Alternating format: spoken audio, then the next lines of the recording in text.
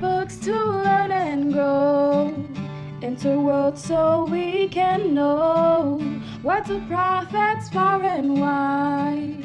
Let God's people be our guide. Yes, a better bookshelf.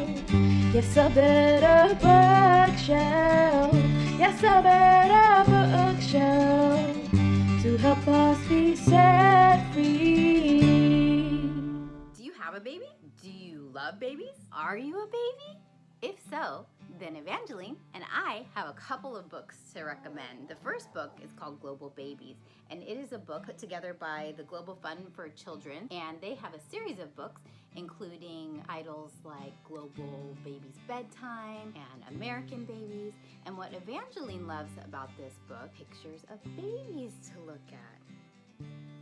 It also has a sweet message about babies being loved no matter what, which I think is a good message for babies and for parents. The second book that we're recommending today is called May We Have Enough to Share.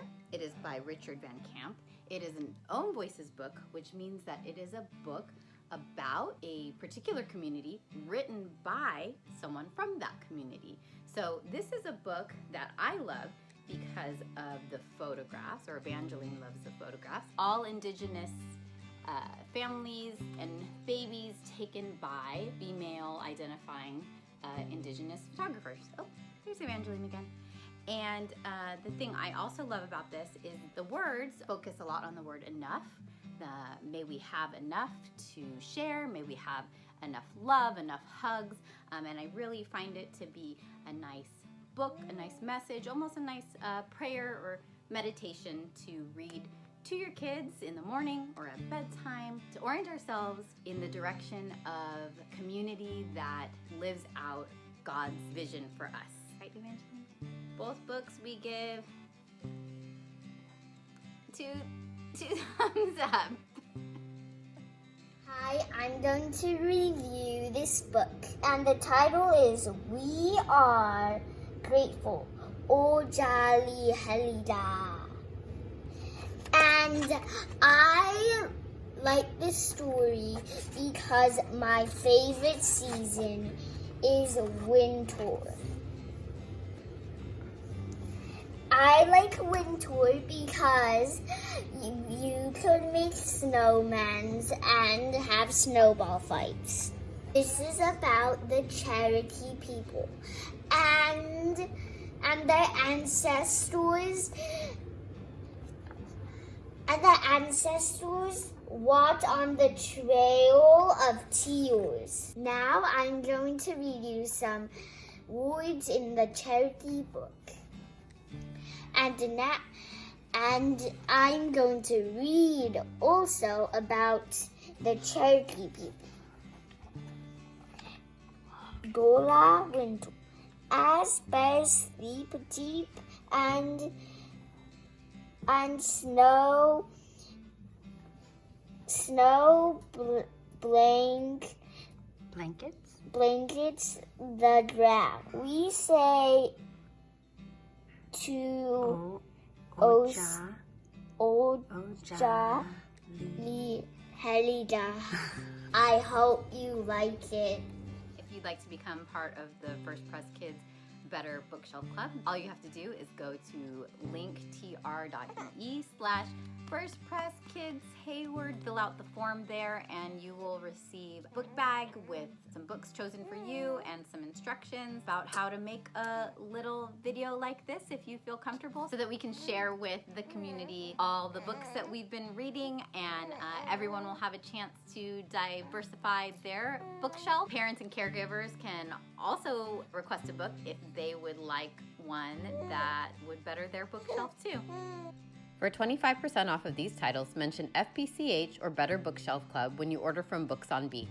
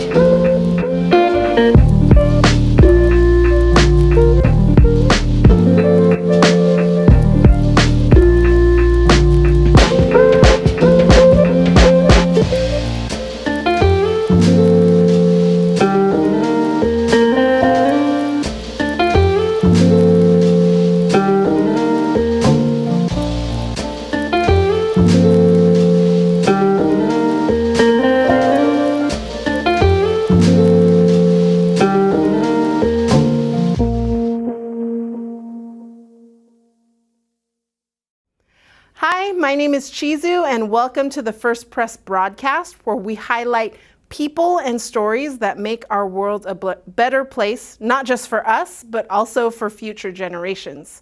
Today, we're going to be talking about creation and its relationship to the Creator and how that informs us and how we live today. We are going to be having music from Safiyah Hernández, who was the fabulous interviewer last week, and also from Michael Kim-Eubanks, so that's going to be amazing. We will also have an interview done by Lacey Nguyen, who was the intern here at First Press last year, and she's going to be interviewing Edith and Randy Woodley, who lead an Indigenous retreat center in Washington. So sit back, relax, and enjoy.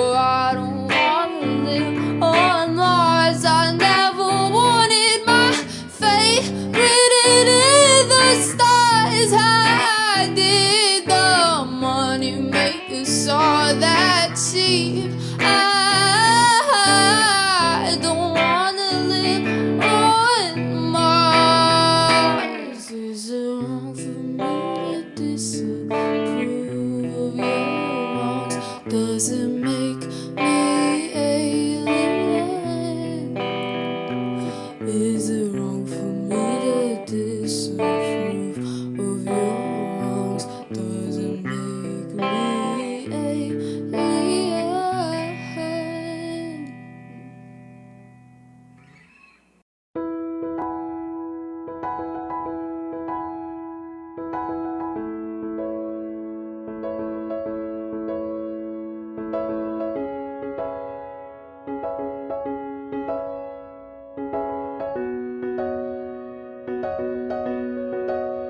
Not long ago, there lived a vast grove of ancient trees. The tops of their crowns reached so high that they tickled the clouds. The tips of their roots furrowed so deep that they touched the pure streams of the underground water. Life in the great forest was happy. The ancient trees protected the younger ones. Everyone lived in balance and harmony. But one day, without warning, everything changed. The trees heard a frightening, terrible noise, and then the noise did the unimaginable. One after the other, trees fell to the ground. The ancient ones fell and fell and fell until there was only one tree left. Grandmother Oak waited for the terrible sound to come again. Years went by. Grandmother Oak longed for the grove to be filled again. She would drop acorns from her branches. But when the seeds turned to young trees, the terrible noise returned. She felt like she was dying and no longer able to encourage new growth. Then one day, square houses started appearing. Trees suddenly appeared, but they looked very different. Grandmother Oak was so thrilled to be able to talk to another tree again. "Welcome home," she exclaimed. "This isn't our new home. We have been here for a long time." "Yes, this land has always been our home," said another tree. The new trees talked to each other about the old grandmother tree and how strange she seemed. Grandmother Oak became silent. The new trees grew fast, too fast. When storms came, young trees blew completely over because their roots were so shallow. When a tree was damaged, the other trees waited anxiously. Injured trees were always replaced with new ones. There was no time for the trees to heal. After years of silent watching, Grandmother Oak decided to speak. "Friends, you need deeper roots to be strong." "How do we get deeper roots?" Grandmother Oak answered. "Tell me the stories that connect you to this land." None of them had stories of how this land came to be. Stories that told the power of this place. Stories of how the Creator was behind and inside it all. "Grandmother Oak, do you know the stories of this land? Can you tell us what makes your roots so strong?" Grandmother Oak smiled. She started with the recent past and those dark days. The new trees were listening. Grandmother Oak then spoke of the happy days.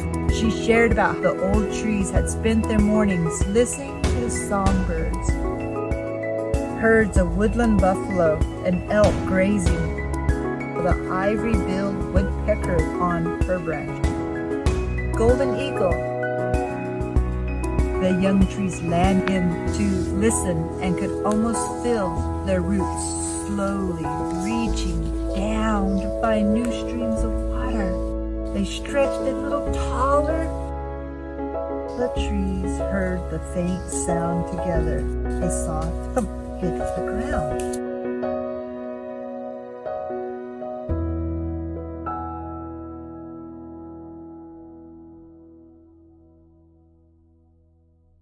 Good morning, everyone who's watching this. My name is Lacey. I'm a part of First Press from afar in Seattle. And I'm here today with Dr. Woodley and Mrs. Woodley, and they're both here to speak to us about creation and a little bit about their worldview on creation. Before we get started, I'm going to go ahead and read their bio. Dr. Ranley Woodley is an activist, scholar, distinguished speaker, teacher, and wisdom keeper who addresses a variety of issues concerning American culture, faith, justice, and our relationship with the earth and indigenous realities. His expertise has been sought in national venues as diverse as Time Magazine, Christianity Today, Moody Radio, and the Huffington Post. And he currently serves as a distinguished professor of faith and culture at George Fox University / Portland Seminary. His books include Decolonizing Evangelicalism, which I'm reading right now, and y'all should buy through Amazon. And then also The Harmony Tree, a story of healing and community, Shalom and the Community of Creation, an Indigenous vision and living in color, and embracing God's passion for ethnic diversity. Mr. Woodley's chapter writings are in dozens of books and in many magazines and journals, and he is a legal descendant of the United Keetoowah Band of Cherokee Indians in Oklahoma. And he's also served as a member of the Oregon Department of Education American Indian / Alaska Native Advisory Board. Edith Woodley is a speaker, mentor on issues concerning Native American spirituality and creation. She's a full-time mother, grandmother, and farmer, and she has developed a unique relationship with the land and insights concerning how to raise a family on a small farm. Edith is an Eastern Shoshone tribal member who was raised on the Wind River Reservation in Wyoming, and she graduated from Bacone Indian College in Muskogee, Oklahoma, and is founder of several organizations with Randy Woodley, including Elohei Indigenous Center for Earth Justice and Elohei Farm and Seeds.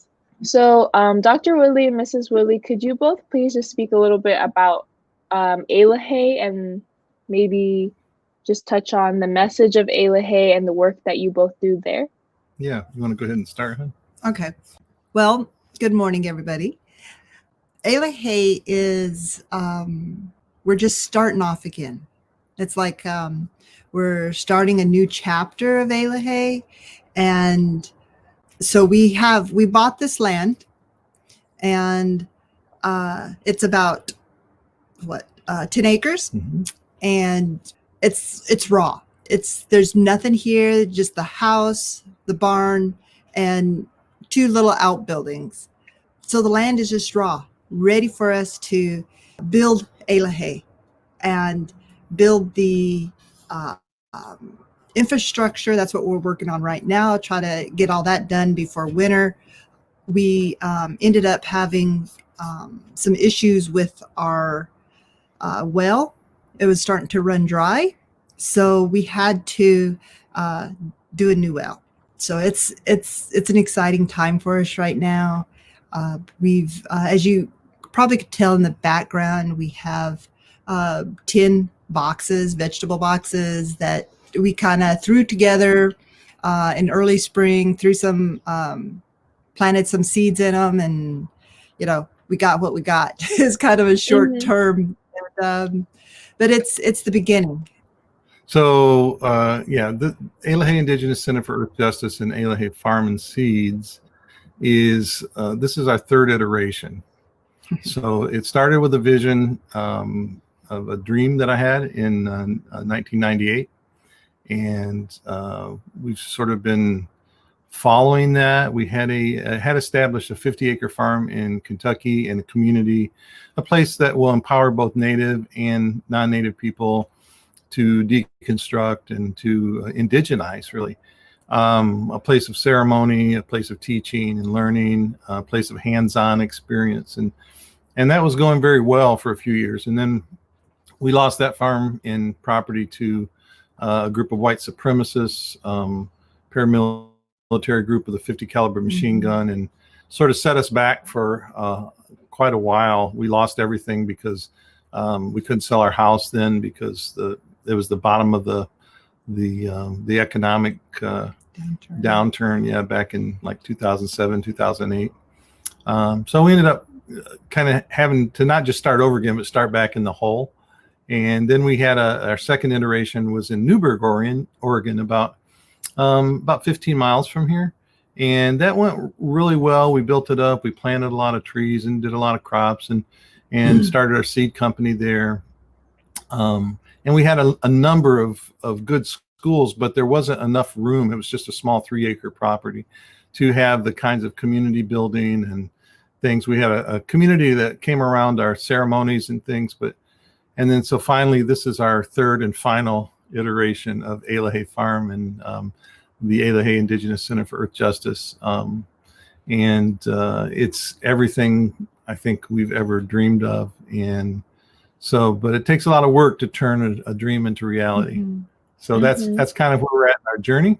People can go to our site, elohei.org, eloheh.org, and pretty well hear more about the vision and the story there. And is your vision for Elohe, well, I guess after COVID is over, essentially to bring in like not only indigenous folks, but also like other folks to also come and learn about how to indigenize and deconstruct? Yeah, so that's exactly it. And most of the time, our sort of average has been half native, half non-native. We realized a long time ago that like we have to do this thing together. This is not just for our native people, you know, and especially when it comes to like sharing power and things like that. We have to have leaders who are ready, and we have to have people, sort of allies who are cooperating and understanding like the big picture of equality and justice and all of those kinds of things. And so, yeah, it's for both indigenous and non-indigenous peoples. Indigenous people have a gift to give to non-indigenous people, and I think we've been trying to give that gift. And it was shared at the beginning. I think by most accounts, indigenous people were pretty hospitable and generous when the settler colonial folks landed, but they took advantage of that. And you know, it seems like, you know, people are actually wanting to hear from a non-Western worldview, people from different perspectives, and they realize that the Western worldview is sort of what got us in this trouble that we're in, and both disease and poverty, and you know, the trouble the Earth is in right now, the climate crisis, and it's gonna, you can't dig yourself out of the ditch, you know, with the same worldview.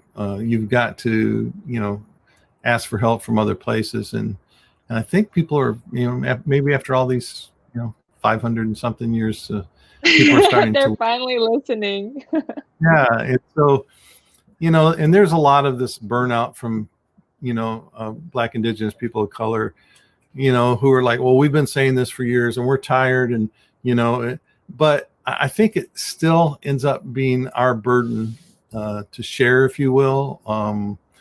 Even if you're tired, if you're burnt out, if you feel like you've been beating your head against a brick wall for, you know, years and years and years, you know, if we're going to leave a better world for our grandchildren and great grandchildren, and, you know, we think in terms of the next 7 generations, then we've all got to work together, and we all have to give what we have, the giftings we've been given. And so, and there's certainly a lot of other indigenous people besides us who have lots of wisdom to share. We're probably the least, but we're still trying to create a place where that can happen. And in our schools, we always bring in other indigenous people to share as well. Not just us. We don't have all the answers, but we are trying to create a place that does provide that opportunity for everyone. And I can definitely say, as someone who, well, I'm in the Indigenous Grandmas cohort, so I've definitely, I mean, we're only on week 3, right? But I know. It's been really amazing. And I've also been reading a lot of your material, Dr. Woodley, just for doing stuff for Elohe's Instagram. And I can say, like, I've been missing out. As a settler myself, I definitely have been missing out. I think indigenous teachings is what I personally need right now in my own journey of healing. So I want to thank you both for being so open, and caring so deeply, not only for your own people, but for the indigenizing and healing of other folks too. It's brought a lot for me personally. Thank you for saying that. So the idea to indigenize, people get the wrong idea about that sometimes. I think we're trying to turn everybody into like native people, and then people start wondering, well, what about appropriation or something? You know, no, that's not what indigenizing means.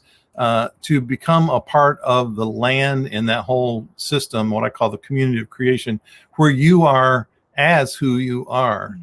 We're not trying to teach people how to become native. We're trying to instill the indigenous values, which is different than the practices. The indigenous values that have sustained our people for millennium on this continent, on what we call Turtle Island.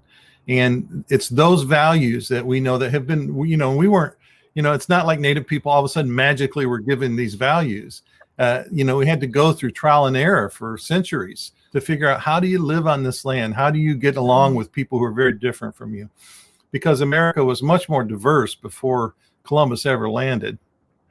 And so all these things were sort of, a lot of them worked out. It's not perfect. It's not a utopia. That's not what we're talking about.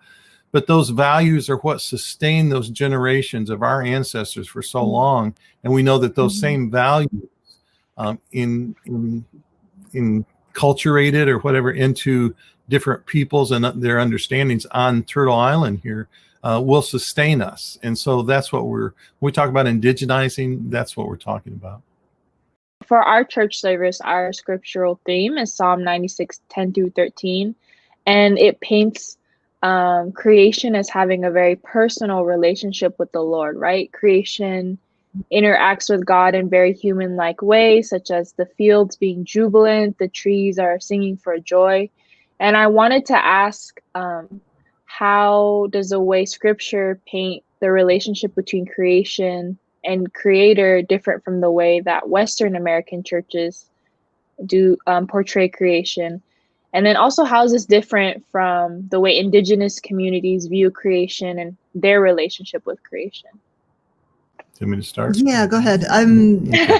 So I got thoughts, but I'm just like, how do I frame them? I'll take the difference part, and then you can talk about how indigenous people see things, maybe. Yeah, maybe so. Yeah. So Okay. The difference is this. So for non-Western people, nature or creation is, how we learn from it is like a metaphor, an analogy. It's some sort of learning device and so it's a very much an object. Mm-hmm. So we learn from these teaching tools or these objects, if you will. And that is not at all how indigenous people understand creation. And that's the Western worldview, what it brings to scripture.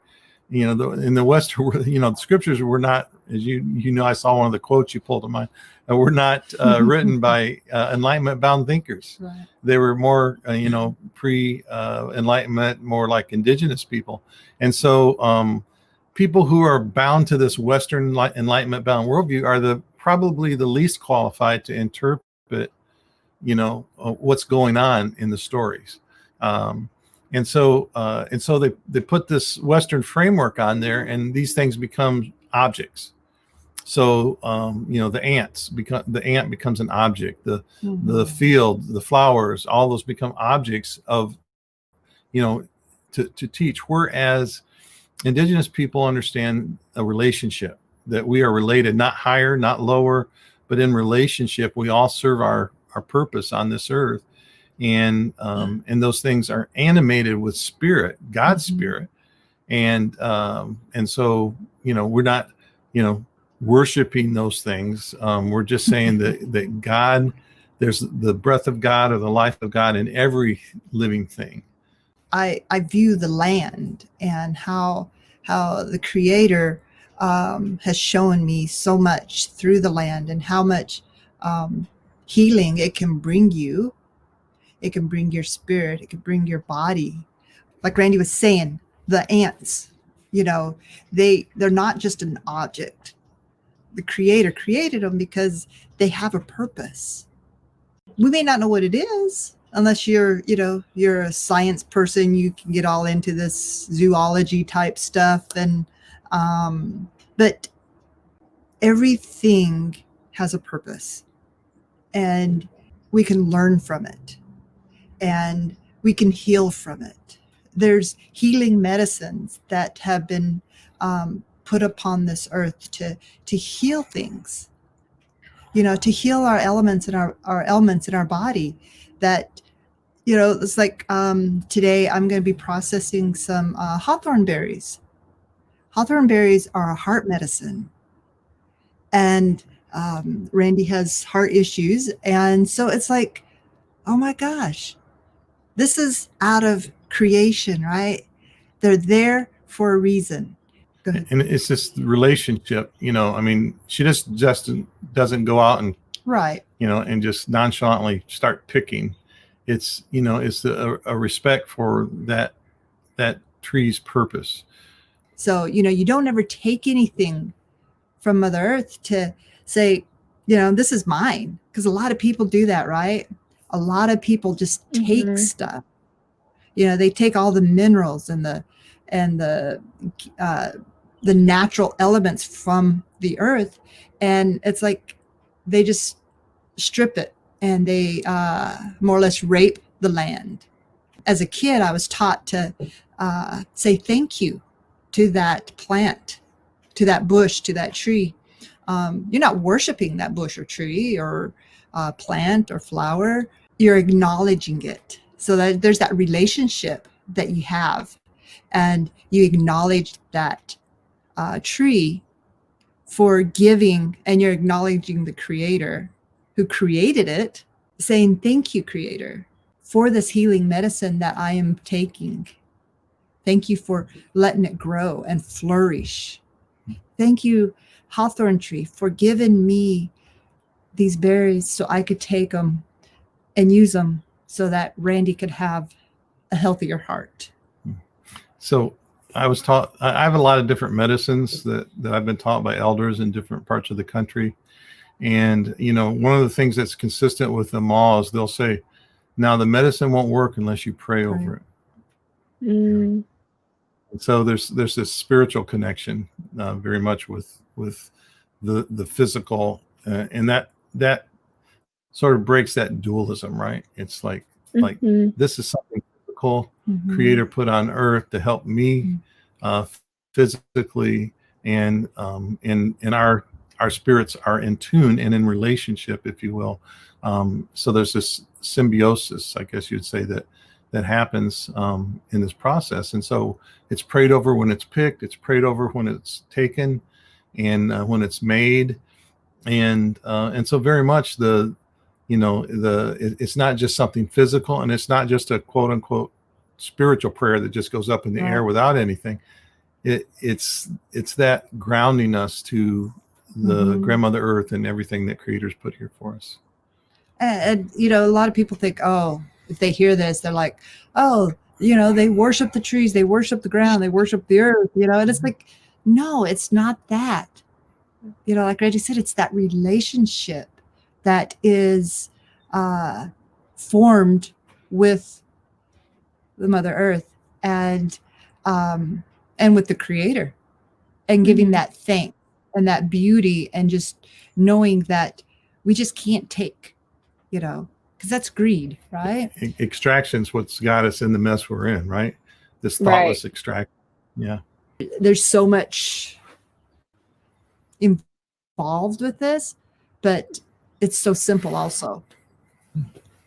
How do you both see similarities between the way that indigenous folks view creation, and also between the way that Jesus walked and lived during his life?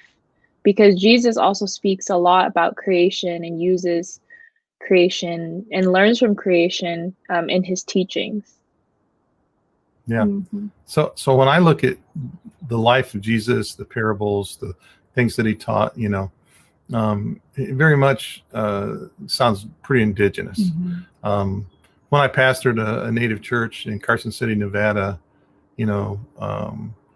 one of the comments that would come out is people would say, like, Jesus teaches just like our medicine people,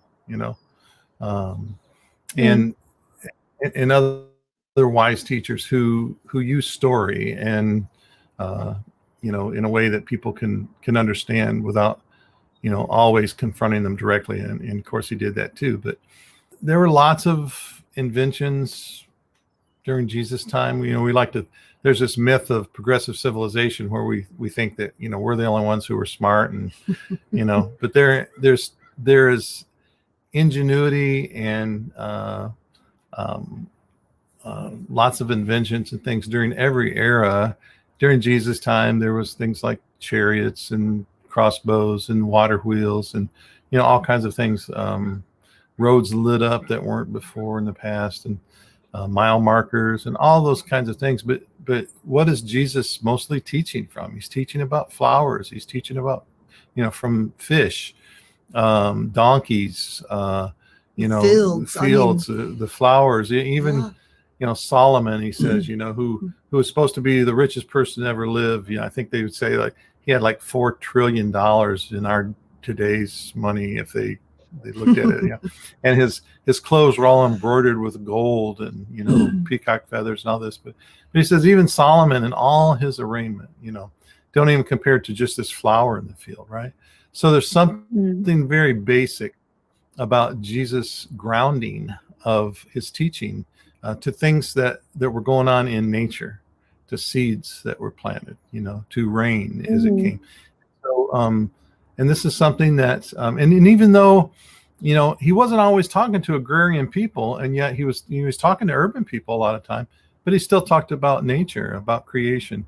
And that's because creation is one of our main teachers. It's really what I call God's first book, right? Is that we learn from creation. We learn a lot about who Creator is. We learn, just watching, all kinds of different parts of nature. We know there's a great mystery, and we can't always explain it, but even that teaches us a lot. I would really be interested in what you both think in terms of where the Western church has just gone wrong in the way that we have misinterpreted the scriptures and the way that we have viewed creation as a form of extraction rather than this more indigenized, non-Western worldview that you both speak of. Yeah, so there's a lot. I know. I was like, "Oh, this is a big question." That is a loaded question. Yeah. So, I see if I can just break it down very quickly. We idolize Greek civilization as the first real civilization on Earth. The Americans do, and and we also so we have Greece and Rome as sort of these the Western world has sort of adopted Greece and Rome and ancient Israel as their ancestors, if you will, right? And so spiritually, it's like Israel, right? Especially for the Christians, they think those are their ancestors, right? But but then also Greece and Rome, and then before even before the Enlightenment period and the Reformation, which are happening parallel with each other, by the way. Even before that, there's this whole sort of empire-driven Christianity, Christendom, if you will, under Constantine. But it even goes back a little farther than that. But the Greek influence is apparent throughout. Plato's influence and Aristotle's influence, and these are people that the church pretty much wholesale adopted as part of their understanding of everything, of the world, their worldview. And so by the time empire goes from Greece and Rome to England and then over to here, this Platonic dualism is replete in our theologies. And so, and that is, what is that dualism? A dualism is not just two different things. Some people misunderstand that. Platonic dualism is when you invest in the ethereal or the abstract or the spirit or the mind above that of the body or the physical material world, the earth. And, the earth is fully spiritual and our spirit is fully embodied. And so these can't be separated, and even scriptures, there's really no place I can think of where like spirit appears without body, right? Embodiment. Even when we talk about like what's going to happen after, it's like new bodies, right? I would even add, as we're talking about this, like in my own life, I found that like Western dualism was very damaging to me because as a woman of color, it taught me that I couldn't trust my own body and my own instincts and that my body was not spiritual. So when I was internalizing and practicing these white evangelical theologies, it almost like damaged my body in a sense because my body knew it was not right for me, right? Like internalizing this whiteness, accepting this white Jesus. And I always go back to how healing it's been for me to read both of your works and learn from you both, because I finally feel like I am living starting to live in an embodied way that is true to my heritage. As you were talking, it just kind of like, as women, it's hard, and especially women of color, it's even harder coming out of a Christian world, and being in a dominant church and them telling you this is how you have to be, this is how you have to dress, this is how you have to act. And it's like, as you were saying, it goes way against how you were feeling. Yeah. And it's not even as much telling you, I mean, that's done, but it's like showing you through the normalized, white experience. Like, this is what's normal. That means this is what's universal. This is everyone's truth. And we're just going to leave things the way they are, the same, so that you all continue to realize that our white truths are what's most important. Right. And so it's that, you catch, they say more is caught than taught. Right. And so, someone said the other day, and I always thought about this, the church always say everyone is welcome, right, on the outside, right? But what it really says, everyone is welcome to be like us. Mm-hmm. This can be our final question, just out of respect for both of y'all's time. I wonder, for those of the people who are listening, what are some ways to move towards like healing our relationship with the land? Especially, a lot of us are settlers, a lot of us are non-natives. This isn't our land, but how do we still heal our relationship with the land? To be on the land means, first of all, you admit I am on stolen land. And this land was inhabited by a people for probably thousands of years, almost in every case, at least thousands of years, before I showed up. Now, if I don't acknowledge that, it's sort of, it's kind of like the people who condemn others for like hunting for their meat or raising animals humanely and then killing them, but they'll go to, eat a hot dog or a hamburger or, whatever. The first value has to be respectful of the people who were there before, and find out what they're doing. Their chances are they're probably still around and trying to survive, and they're fighting for their rights still. So to be an advocate or an ally. So that's one thing. But then to also understand what they considered sacred, because you can't just jump out in the land and go, oh, I know it. You have to build a relationship with the land and understand it. And that takes a while. And so, learning from the indigenous people who were there, what are their stories about with this land and how did they view it? And then all of a sudden I'm maybe in the right frame of mind so that I can go out into the land and I can like go, okay, how do I, as a visitor, begin a relationship with this land? And then what does this land want? And then, are you, a lot of people, they want to do this, but they won't even talk to the trees and bushes and flowers around them, right? As if to acknowledge they have life too. If you can't talk to a tree in your own backyard, don't try to, be an environmentalist, at least from a native perspective, Right. So it has to be to develop from a sort of what I call a socio-historical geographic understanding to a more personal relational aspect. And then now all of a sudden it's like, maybe I've only got, a pots out my apartment, balcony, or maybe I've got, a little plot, or maybe I've just got, 6 square feet, but how am I going to tend this land? How am I going to make sure that this isn't just for me, but I invite the community of creation into this as is meant to be, and to restore that land and allow that land to heal me. And so there's this relationship, this reciprocity that has to occur.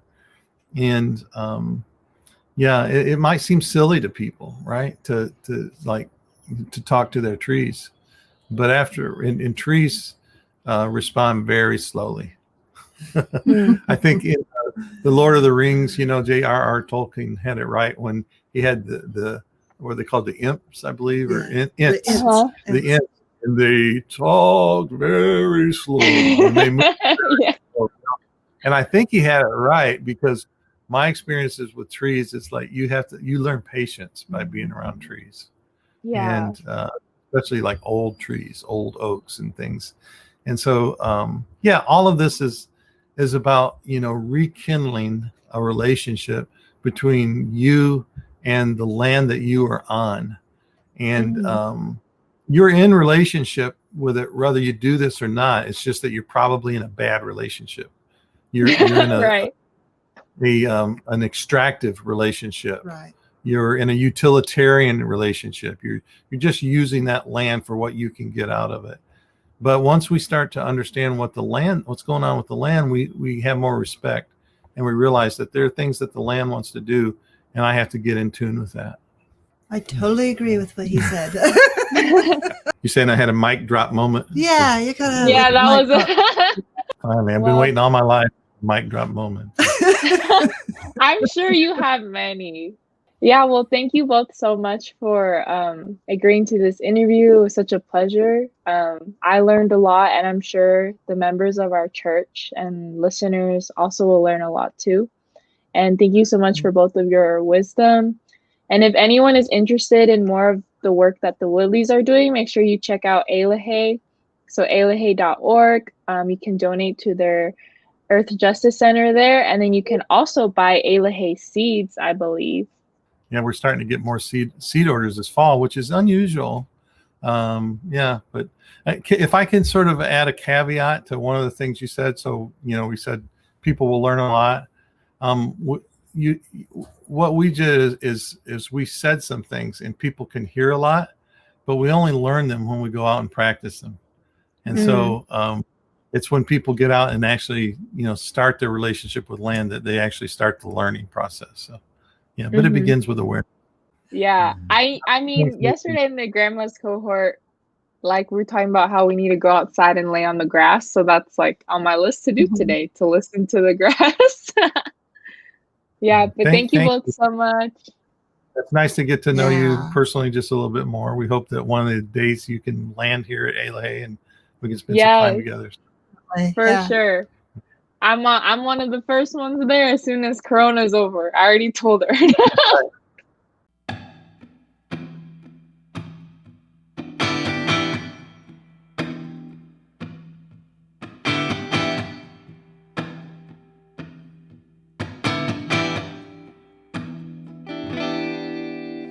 The orange skies are crying. The orange skies are crying.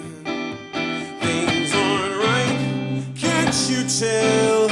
You're killing us and you're killing yourselves. The orange skies are crying.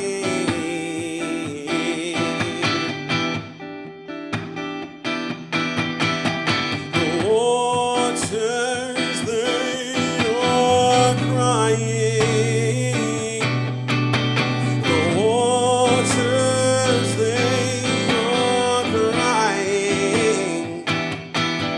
You have altered geography to build oppressive colonies. The waters, they are crying. Oh, dominion is not domination. We are insatiable.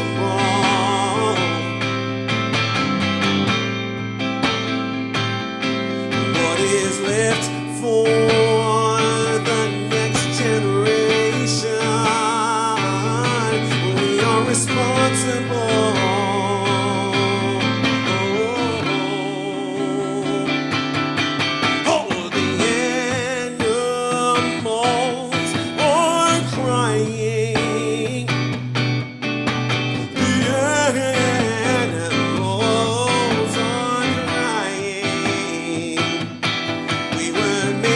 to share with you, to live with you, not just die for you. The animals are crying. Oh, the people, we are crying. The people, we are crying. We are sacrificing the many to line the pockets of the few. Oh, erasing the oppressed because it's the only thing we know to do.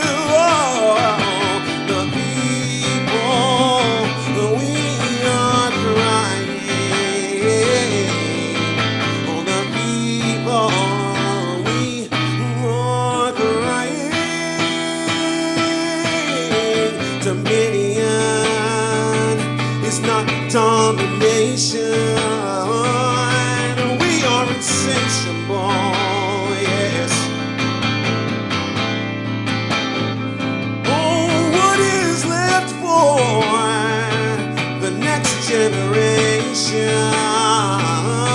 We are responsible.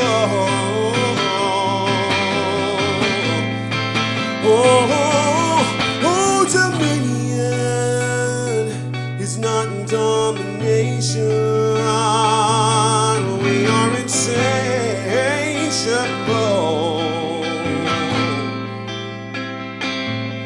What is left? What is left for the next generation? We are responsible. We are responsible.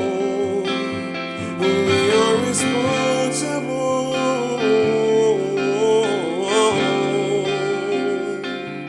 We are responsible.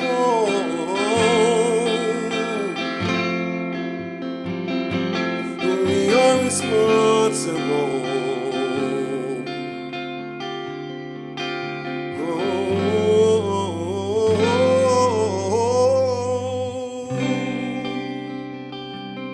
Oh, mercy, mercy me.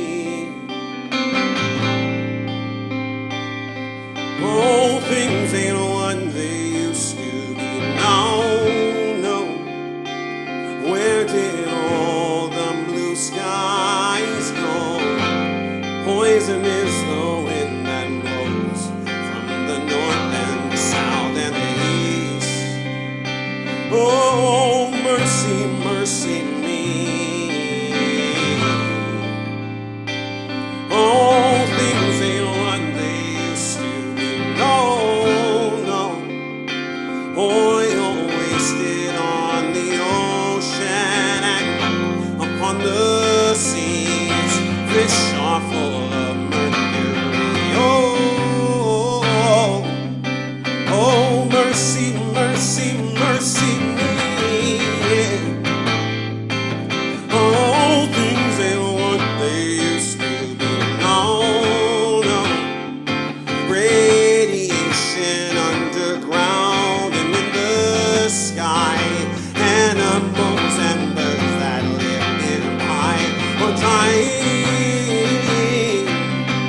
Oh, mercy, mercy, mercy me. Yes.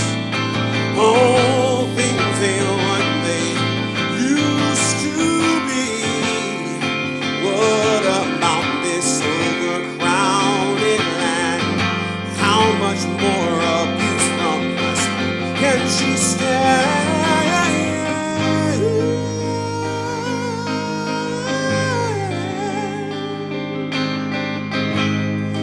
How much more can she stand?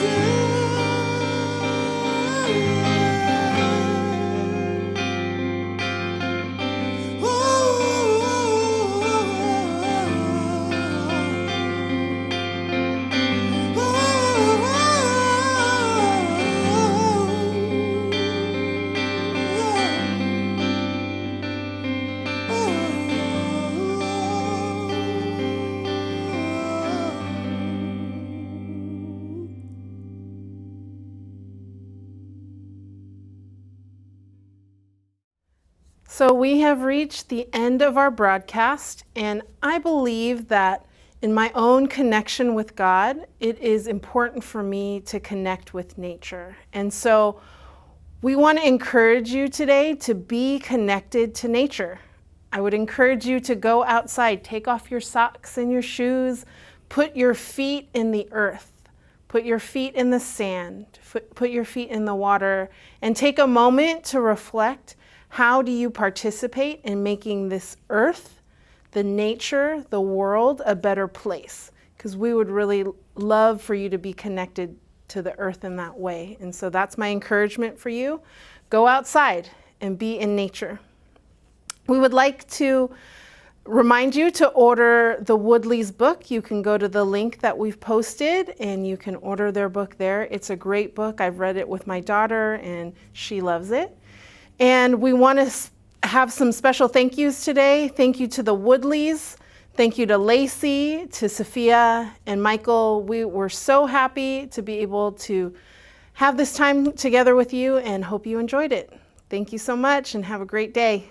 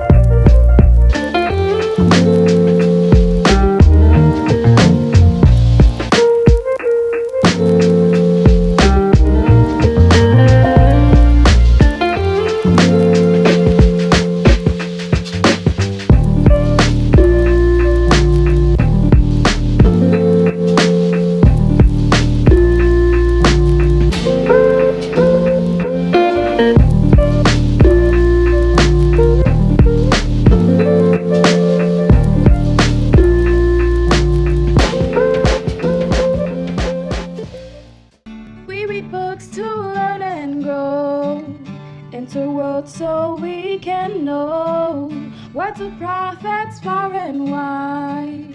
Let God's people be our guide. Yes, a better bookshelf. Yes, a better bookshelf. Yes, a better bookshelf to help us be set free. Do you have a baby? Do you love babies? Are you a baby? If so, then Evangeline and I have a couple of books to recommend. The first book is called Global Babies, and it is a book put together by the Global Fund for Children, and they have a series of books including titles like Global Babies Bedtime and American Babies. And what Evangeline loves about this book, pictures of babies to look at. It also has a sweet message about babies being loved no matter what, which I think is a good message for babies and for parents. The second book that we're recommending today is called May We Have Enough to Share. It is by Richard Van Camp, It is an own voices book, which means that it is a book about a particular community written by someone from that community. So this is a book that I love because of the photographs, or Evangeline loves the photographs. All indigenous families and babies taken by female identifying indigenous photographers. Oh, there's Evangeline again. And the thing I also love about this is the words focus a lot on the word enough. May we have enough to share, may we have enough love, enough hugs, and I really find it to be a nice book, a nice message, almost a nice prayer or meditation to read to your kids in the morning or at bedtime, to orient ourselves in the direction of a community that lives out God's vision for us. Right, Evangeline? Both books we give two thumbs up. Hi, I'm going to review this book, and the title is We Are Grateful, O Jali Halida. And I like this story because my favorite season is winter. I like winter because you could make snowmen and have snowball fights. This is about the Cherokee people and their ancestors. And the ancestors walked on the trail of tears. Now I'm going to read you some words in the Cherokee book. And I'm going to read also about the Cherokee people. Gola winter. As bears sleep deep and snow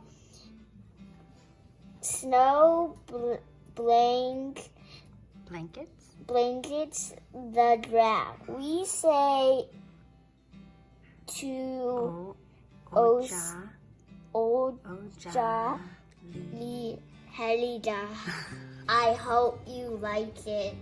If you'd like to become part of the First Press Kids Better Bookshelf Club, all you have to do is go to linktr.ee/firstpresskidshayward, fill out the form there, and you will receive a book bag with some books chosen for you and some instructions about how to make a little video like this if you feel comfortable, so that we can share with the community all the books that we've been reading, and everyone will have a chance to diversify their bookshelf. Parents and caregivers can also request a book if they would like one that would better their bookshelf too.